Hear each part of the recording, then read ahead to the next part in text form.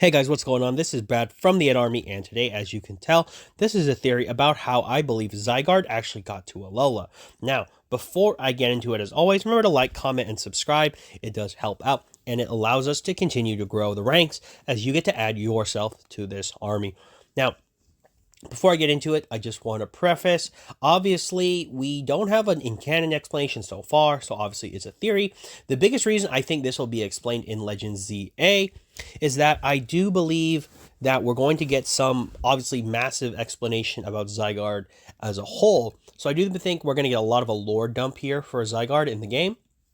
And I do believe it would even explain why there's another Zygarde in Alola, because believe it or not, I do think it's kind of strange that we have two Zygardes in Alola, or technically we have one Zygarde in Alola and the other one in Kalos. But the point is, there can be two Zygardes prominent at one time, and there was never given an explanation as to why you can find one in one region and one in the other. We do know that some have roaming legendaries where it's explained, but it was made pretty clear that Zygarde would only be found in, Kalos, so I think this was kind of a goof where they just didn't know how to release the Zygarde forms because Z got scrapped, and they decided best to just let it be. Now, obviously, we got to venture to the region of Alola, where I think this obviously is less important in actually explaining how Zygarde got here, but more important as to what Zygarde does for the region. Now, when we got the announcement for the Generation 7 games, I do believe it was more of a surprise because most of us were under the assumption that we were going to get a Generation Z game to tie together the fact that we had Omega Ruby and Alpha Sapphire, and unfortunately for X and Y, there were a lot of Mega Evolutions that were unavailable to it because the Mega Evolutions that were locked into Omega Ruby and Alpha Sapphire were not available in X and Y. So you had trading compatibility with all the Pokemon, but their Mega forms were not available. So if you were to play, I guess, in the VGC area, you would need to Mega Evolve and only have like Omega Ruby and Alpha Sapphire. Otherwise, you were cut out from those Megas and, obviously like Primal Ground and Primal Kyogre, but separate point. My main thing is a lot of us were wondering what was going to be next, and a lot of us thought, well, what about Zygarde? Because Zygarde was a legendary available in X and Y, but was never really prominently shown. And this moves us into the theory, obviously, where I think, and when we eventually get Sun and Moon, and we would get our, obviously, we'd have, both of our Ultra Sun and Moons, we basically were getting a new thing, but Zygarde would become a prominent feature, but not in the way that a lot of us thought. With the arrival of Zygarde in Alola, it was introduced to us as more of a quest and an explanation for us to go capture the cells, but the cells never played any important role. Zygarde didn't really play an important role into the anime, manga, or even the main focus of its actual generation game. But we know from seeing Sun and Moon's manga, it has its own thing. So I just want to get that out of the way because mine isn't really related to that. I think this is a separate issue altogether. But the point is, Zygarde felt left out from its own region and appeared in a region where it didn't really feel like it made sense. And I feel like, Duxio and I always forget their names, but both of Professor Sycamore's assistants show up.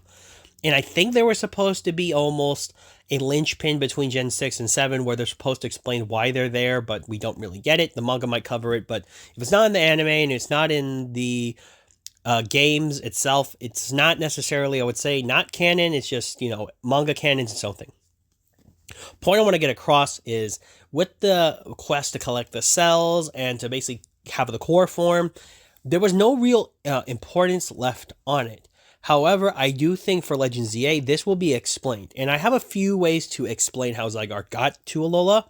I personally think that the main reason is going to be because of the war. Now, I actually have to go back to my theory because I think it builds into the proper lane here. But I also think we don't even need to go to my theory if we want an explanation. Because personally, I think both the anime and the games give us what we need. So starting off with what the game gives us, we know that during the war, both in either version of the game, you have Xerneas and Yveltal being utilized into the ultimate weapon as its source of energy, or at least that's what we're believed to have found out. Because the mega energy that would turn the mega stones available to us to a huger pool, we do know that both Xerneas and Yveltal's energy radiated down from the ultimate weapon, which gave rise to the new Megastones. So, to me, this lets me believe that they both had to have been used in some way. Now, for both games, obviously we have version exclusives.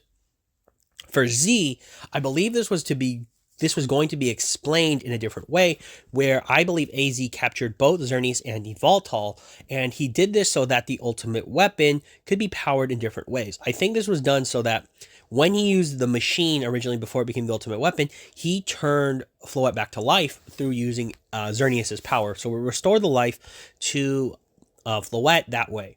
Then when he reconverted the he reconverted the tool into a weapon, he used Yveltal's energy as the weapon. So effectively allowing him the ability to fire off the weapon with such destructive capabilities. Now, this is where I believe I would tie in my theory, but more so the anime gives us this answer. Since we know we have two Zygarde cores, this means that two of the Zygarde cores, or at least one of them, had to have been active at one time, realizing what was going on. Like I said in my theory before, this is more so to explain why there are two Zygarde cores, because I do believe Zygarde at one point split itself in half in order to watch both of the legendaries to make sure they carried out their roles effectively. The reason I believe this ended up happening in this situation is that one of the Zygardes must have been present in understanding what AZ was going to do. So once the blast was fired off, I do believe that I'm going to use the blue core. The blue core Zygarde is actually the one that responded and used its ability, a power construct, to transform into the 100% Zygarde form. Although not at full power because the other Zygarde core would not be present, it used this form in order to tail off against the impending blast.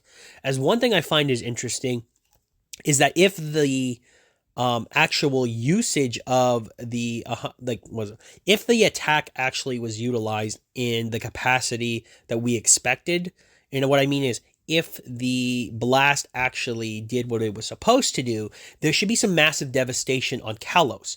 Now, we do find the graves of all the Pokemon that are effectively used to create the ultimate weapon. Now, like I said, it depends on how you want to view this, because it's never explicitly explain to anyone if the graves meant that AZ used their life force, or did AZ's weapon basically turn them into stone. Basically, did he kill them, right? So I think it's kind of a back and forth of what you assume. But if I'm to believe how this was done, Zygarde attempted to stop the blast, knowing the devastation it would have caused to Kalos would have been massive. So what I think is Zygarde attempted to stop the blast, and depending on how you view, multiple theories can happen. Some I actually see like Mega Rayquaza helping it, trying to stop the attack, but it's too late. And effectively the blast is pushed only so far, and as Zygarde's trying to stop it, it gets blown away because it's just too much, and Zygarde goes flying off. And the blast actually changes its trajectory, and instead of crashing directly into Kalos, it hits Paldea, and it lands into the Area Zero, causing the massive crater. Now, the reason I believe that this would make a bit more sense is that when we start to look at the effects that happened in both of the regions, we have a big difference. So when the blast hits Area Zero, and basically the crystals and everything are irradiated with that power, we can understand how the Paradox Pokemon effectively maybe come into existence, where both of those powers are generating whatever is going on in Area Zero. And it gets tapped into later on when, obviously, we know the professors go down there, you get a time machine, all that yada yada. That's not important. But what is important is that the irradiated energy that came from the attack must have been what basically activated the Mega Stones in the Kalos region. So the blast itself maybe didn't actually have that energy. Maybe it was just potent destruction. But the weapons and the tool itself were emanating the energy used from both Xerneas and Yveltal across the region. This activated the Mega Stones and caused different creations. Now, the reason I'll talk about Mega Rayquaza later, but the point is, we have Zygarde, who was probably knocked out of the sky, and as it came crashing down, its cells began to, obviously dissipate off of its body. As it was falling out of its 100% form, the cells began to land wherever the most available bodies of land were. And unfortunately for where Zygarde was falling after it was probably knocked out of the sky, remember this could be in the stratosphere and it could have been blown completely off course. Like I said, the skies are the limits in Pokemon, but in this case, I believe we could just say it got knocked so far off course it landed in an area it never knew. As it began to fall apart from its 100% form, the cells scattered wherever they could find land, and that just so happened to be Alola, where all the cells began to dissipate as Zygarde fell into its different forms, going from 100 to 50, from 50 to 10, and then finally one small meteor crashes into one of the different islands, believing this would be Melee just because it's the main island we start with, as basically the core form is found as it rests there sleeping for so many years as the cells are just spread across Alola. As I do believe this is where in what would be the game's version, we can have some events before we end up in the specific game time. So whatever right before Sun and Moon takes place or Ultra Sun, Ultra Moon takes place, we have the Aether Foundation getting research from Kalos after a trainer has captured like Zygarde, for instance, and they start to realize that Zygarde has multiple forms and it is usually in its 50% form because that's like the most useful one for the situations it needs. As the Aether Foundation starts to realize they're finding the cells across the region and under the direction, or at least I believe so, but it's never stated. Colress is technically, I think, helping them, but he is effectively doing his own research as the Aether Foundation is studying into the Zygarde cells and cores, wondering why they landed in Alola. And obviously, you would end up as the player getting the core form and beginning the adventure to collect the cells. As I do believe that Zygarde landed here accidentally, its purpose here, at least in the manga, would make sense, but also for the world, as Zygarde would need to be present, available to fight when the world was in danger, as something coming from the other side was going to be so powerful that it needed its presence. And we'd obviously see that in the manga, but for our explanation, I do believe that's how Zygarde ended up in Alola, effectively by freak accident, but more importantly, with a long-term purpose, as it would eventually help you, the player, on your journey in defending the Alola region. So pretty much that's what I have for you guys today. This theory is a bit of a stretch, but I do believe it needs to kind of be addressed in ZA because Generation 7 had this really weird situation where we did get Zygarde and it just never really had an explanation whatsoever. The anime really just tried to ignore it because obviously it wasn't going to be brought up in the anime. So obviously Zygarde featured prominently in the anime in Generation 6, but had nothing to do with Generation 7's anime when, in my opinion, it could have done both, but hey, that's what they wanted to go with. I was really glad with both animes in the end because they worked their own ways, but the point is, there's something that needs to be done for Zygarde to do him justice, and I do believe this does Zygarde justice as being the Order Pokemon trying to protect the region it loves, and ultimately, in a theory, sacrificing itself unknowingly for its home and eventually becoming a hero again in another region as it would be needed to help fight against the threats that would take place there. And like I said, guys, that's all I've got for you guys today. So please, if you did like this theory, leave a like and comment down below. And if you didn't like this theory, give me a comment and let me know why. I have no issues with, in case, maybe I'm wrong about something. I was trying to find any other theory that, people did about this. I found one, but the audio was like really, really bad. No issue to that person. It was like 7 years old, but the point was like I couldn't hear them at all. And I was really trying to make sure I didn't cover any of their points, but, just it is what it is. But yeah, pretty much, if you guys got anything to say, let me know. And as always, this is Brad from the Ad Army signing off. And for all of you out there, to sign on.